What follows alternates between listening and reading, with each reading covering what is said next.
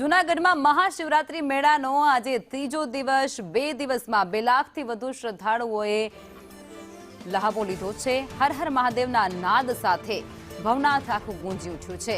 શિવરાત્રી મેળામાં પુણ્યનું ભાથું બાંધતા ભાવિકો ત્યાં ઉમટી પડ્યા છે। મિની કુંભ મેળામાં ભક્તોનું જાણે ઘોડા પૂર ઉમટી પડ્યું હોય તેવું લાગી રહ્યું છે। શિવરાત્રીના મેળાનો આજે ત્રીજો દિવસ છે અને 2 દિવસ વીતી ગયા છે। संवाददाता केतन अमारी साथे जोड़ाई गया है लाइव। केतन, महाशिवरात्रिना मेळामां असंख्य भाविक भक्तो छे ते अत्यारे पहोंची रह्या छे। जूनागढ़मां मुलाकाते छे, भवनाथना दर्शन करवा माटे पहोंची रह्या छे। भवनाथमां અત્યારે કઈ પ્રકારની સ્થિતિ? આજે ત્રીજો દિવસ છે, કેટલા લોકો આવે તેવી સંભાવના અને તેને લઈ કઈ પ્રકારની વ્યવસ્થા?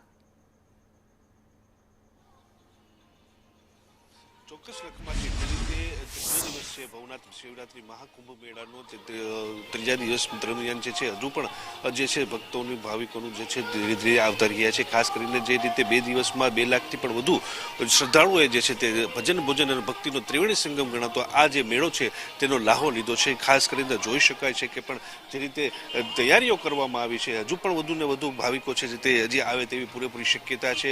હજુ પણ તંત્ર દ્વારા છે તે 15 લાખ કરતાં પણ વધુ ભાવિકો છે તે શ્રદ્ધાળુઓ જે છે તે ભવનાથ દર્શન કરવા માટે ઉમટી પડશે તેવી તૈયારીઓ કરી રાખી છે। ખાસ કરીને લોકો જે છે ભજન ભોજન અને ભક્તિનો ત્રિવેણી સંગમ કરે છે। ભજન પણ ગાઈ રહ્યા છે, ભોજન પણ લઈ રહ્યા છે।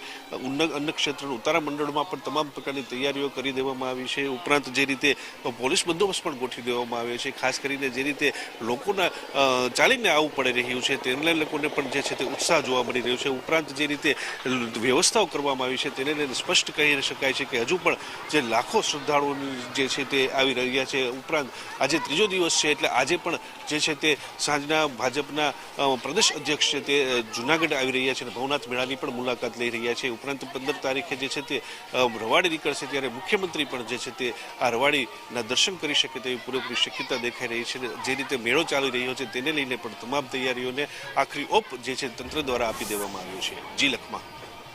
જી આભાર આપ જોડાયા તે બદલ।